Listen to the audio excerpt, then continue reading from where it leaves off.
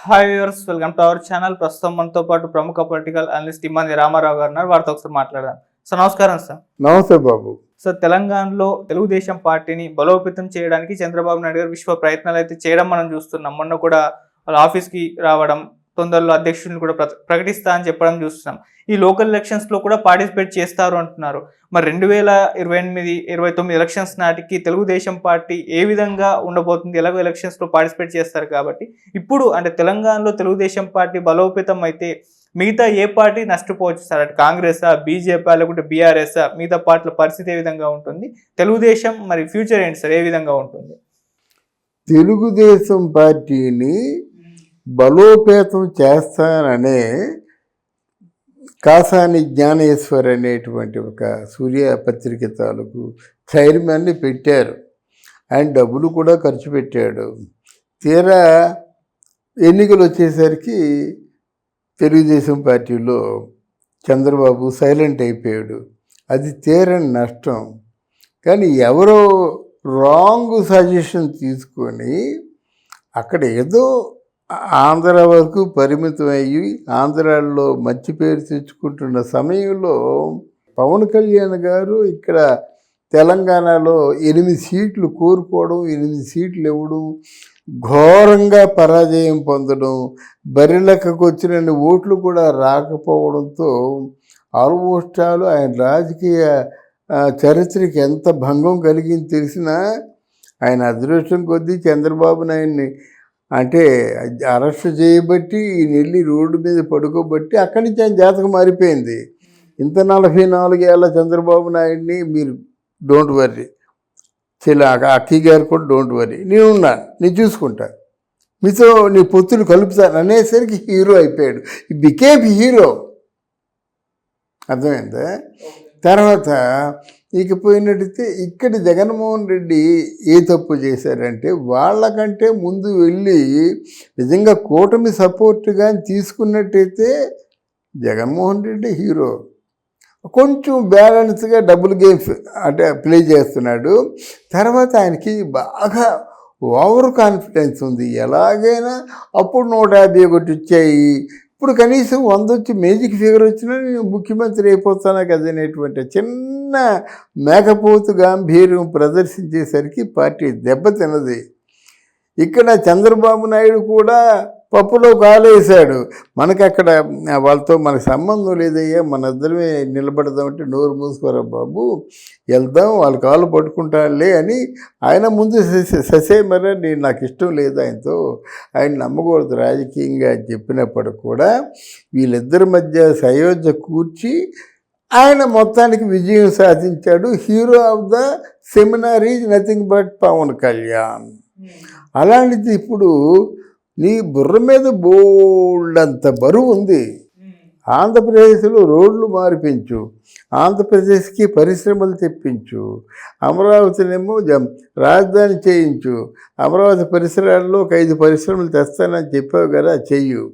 అసలు Machilipatnam already announce చేస్తే కదా, దాన్ని చెయ్యి. అక్కడ భోగాపురం ఇంటర్నేషనల్ ఎయిర్పోర్టు వచ్చేసాయి, ఆల్మోస్ట్ ఆల్ వాల్స్ అవి వచ్చేసి గ్రౌండ్ కూడా తయారైపోయింది. అది పూర్తి, అంతకంటే నీకేముంది, పోలవరం పూర్తి చేస్తే you are the biggest hitter. అంతేగాని తెలంగాణ నువ్వు రావడంలో ఏమైనా అర్థం ఉందా? ఇదే తెలంగాణ ప్రజల గురించి చాలామంది తెలియదు. వాళ్ళు అనుకుని చేస్తారు. ఏ ఊర్రని ఇది ఒకటే కరెక్టే, ఐటీ పరిశ్రమ పెట్టావో లేదో అది తీసి పక్కన మా పరిశ్రమలు ఉన్నాయి, మా పరిశ్రమ మా చాలు. నువ్వు కుప్పంలో పుట్టి తెలంగాణ వస్తాయంటే గల్లా పుచ్చుకొని అడుగుతారండి. అర్థమైందా?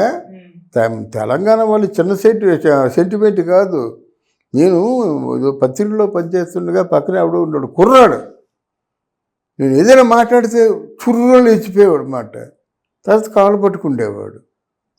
మీరు కేసీఆర్ని ఏమనకండి సార్ అని చెప్పేవాడు మాట. అంత సెంటిమెంట్ ఉంది ఇప్పుడు తెలంగాణ అందరూ కోరుకున్నారు కాబట్టి వచ్చింది, కానీ ఆషామాషిగా రాలేదు. కానీ ఇప్పుడు నేనే అక్కడ ఓన్లీ హైటెక్ సిటీని డెవలప్ చేసినంత మాత్రంలో తెలంగాణ మీద దానికి ఏం అధికారాలు ఉండవు కదా.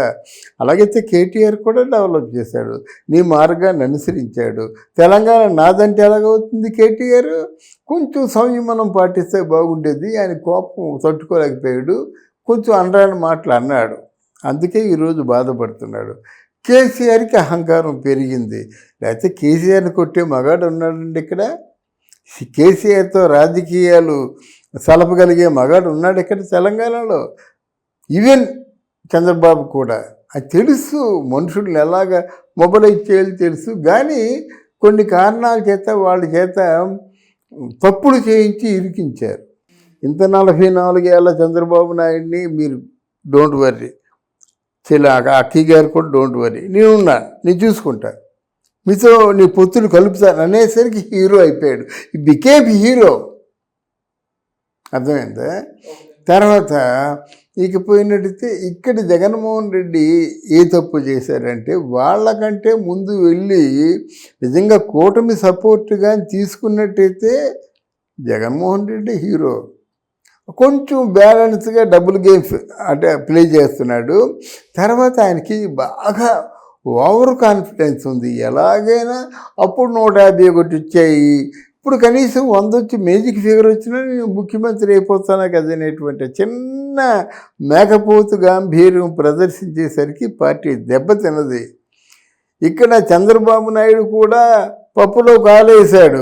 మనకి అక్కడ వాళ్ళతో మనకు సంబంధం లేదయ్యా, మన ఇద్దరమే నిలబడదామంటే నోరు మూసుకోరా బాబు, వెళ్దాం, వాళ్ళ కాళ్ళు పట్టుకుంటానులే అని ఆయన ముందు ససేమరా నేను నాకు ఇష్టం లేదు ఆయనతో, ఆయన నమ్మకూడదు రాజకీయంగా అని చెప్పినప్పుడు కూడా వీళ్ళిద్దరి మధ్య సయోధ్య కూర్చి ఆయన మొత్తానికి విజయం సాధించాడు. Hero of the seminar is nothing but Pawan Kalyan.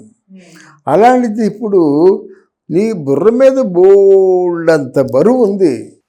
KCR చేత, హరీష్ రావు చేత, కేటీఆర్ చేత, కవి చేత కొన్ని తప్పులు చేయించి ఇరికించారు. ఇది సత్యం తెలంగాణలో. ఇంతేగాని తెలంగాణ అనుకుంటే అనుకోవచ్చు బలోపేతం చేయండి అని. ఇక్కడ రమణ ఉన్నాడు, సీనియర్ లీడరు తెలంగాణకి, ఎందుకు తప్పించేశారండి? కాసాని జ్ఞానేశ్వరుడు ఉన్నాడు, ఎందుకు తప్పుకున్నాడండి? ఆ జ్ఞానేశ్వరి కాస్త బీఆర్ఎస్కి వెళ్ళాడు, బీఆర్ఎస్లోంచి ఇంకేదో బీజేపీకి వెళ్ళేలా ఉంది, ఏదో అలా తిరుగుతున్నాడు. ఎంత ఏంటంటే రాజకీయాల్లో రాణించడం అంటే ఆల్మోస్ట్ ఆస్తుపాస్తులు అన్నీ అమ్మేసుకొని బెకార్ అయిపోవడమే. ఆ పనులు చేస్తున్నారు వాళ్ళు. మరి నీకెందుకు అసలు ఆలోచన నీకు రాకూడదు. ఆంధ్రదేశానికి ఉన్నంతకాలం నువ్వు కింగ్గా ఉండు, అంతేగాని తెలంగాణలో కూడా పట్టు సాధిద్దాం అనుకుంటే ఎవడు ఊరుకోడు. ఎందుకు? బీఆర్ఎస్ పార్టీని బీజేపీ పార్టీలో కలిపేస్తాను, విలీనం చేస్తానంటే అడ్డమైన సొడ్లు పడ్డాయి. నువ్వడురా కలపడానికి?